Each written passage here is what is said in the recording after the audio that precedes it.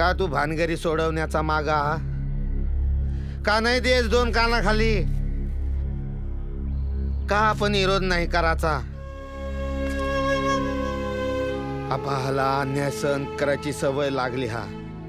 म्हणून हा असा शुक्रिया आता म्हणा पोट आपला इशी क्रांतीनी भाषा आपाला नाही जपाची ए सगळा साथ चालला हा नाही साथ चालल हे सगळं बदलाला हा आपाला आपण माणूस हा आपाला माणसासारखा वागवायला हवा